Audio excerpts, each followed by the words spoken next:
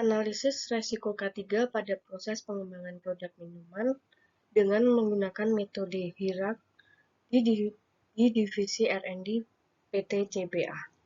Dengan saya, Maria Dewita Iga Yuanda, Teknik Industri, Universitas Pelita Harapan. Latar belakang masalah. Divisi R&D memiliki karakteristik kerja spesifik yang melibatkan bahan kimia, peralatan laboratorium, dan formula suatu produksi atau produk. Yang pertama, resiko kecelakaan kerja sering dianggap rendah dibanding produksi massal. Aktivitas pemanasan, penimbangan, dan pengujian sensori memiliki potensi bahaya fisik dan kimia.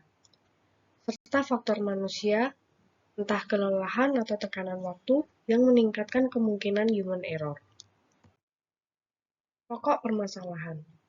Yang pertama, identifikasi. Apa saja potensi bahaya K3 pada proses pengembangan minuman berperisa di PT CBA? Selanjutnya, profil resiko. Bagaimana profil resiko K3 yang dihasilkan untuk menentukan prioritas? Lanjut ke penilaian. Bagaimana tingkat resiko K3 di setiap tahapan berdasarkan dengan metode HIRAK? Dan yang terakhir, pengendalian. Apa rekomendasi pengendalian resiko yang efektif untuk meminimalkan insiden? Oke, lanjut ke tujuan penelitian. Tujuan penelitian ini yang pertama yaitu identifikasi. Memetakan bahaya fisik dan kimia dalam suatu laboratorium. Lalu kita bisa menghitung tingkat likelihood and severity. Lalu kita mampu menganalisa atau menentukan prioritas berdasarkan profil risiko, serta memberikan rekomendasi atau solusi tentang mitigasi risiko yang tepat. Berikut kajian literatur terdahulu yang telah saya buat oleh penelitian. Saya ambil contoh salah satu saja, Syabana dan Basuki tahun 2022 tentang analisis resiko HIRAK di PT BTS. Ini menghasilkan berhasil menurunkan tingkat resiko sebesar 90% melalui APD dan SOP. Oke, untuk satu lagi, Bora et al. Tahun 2025, metode HIRAK di laboratorium XYZ dengan hasil identifikasi area resiko tinggi pada ruang asam dan analisa kimia. Metodologi penelitian.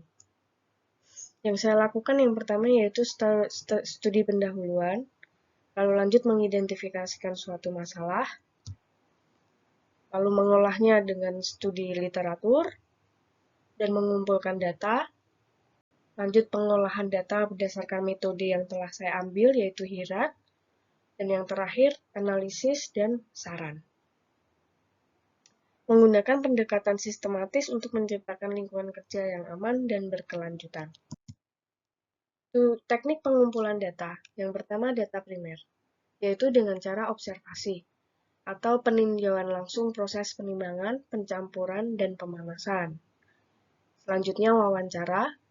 Ini diskusi terstruktur dengan staf R&D dan supervisor yang bersangkutan. Selanjutnya pengumpulan data dengan data sekunder, misalnya dengan dokumen SOP laboratorium yang ada, data historis kecelakaan kerja, layout dan daftar inventaris peralatan yang digunakan. Oke, ini untuk parameter penilaian likelihood.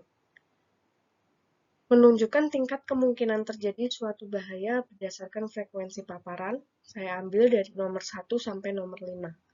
Nomor 1 sangat jarang, nomor 2 jarang, 3 cukup sering, 4 sering, dan 5 sangat sering.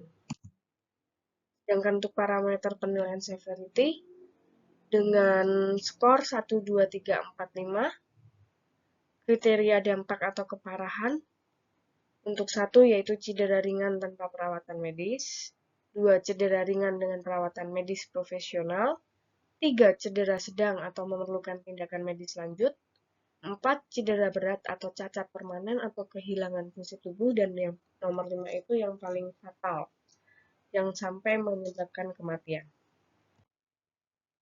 Untuk penentuan nilai resiko, atau risk score-nya yaitu likelihood dikali severity.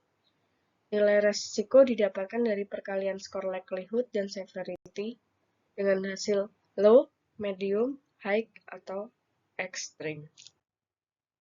Oke, dapat disimpulkan, penelitian ini diharapkan mampu mengidentifikasi seluruh titik bahaya di divisi R&D PT CBA secara komprehensif, menghasilkan peta resiko yang menjadi panduan prioritas tindakan pencegahan bagi manajemen, dan yang terakhir meningkatkan standar keselamatan kerja yang setara dengan regulasi nasional dan teori K3 global.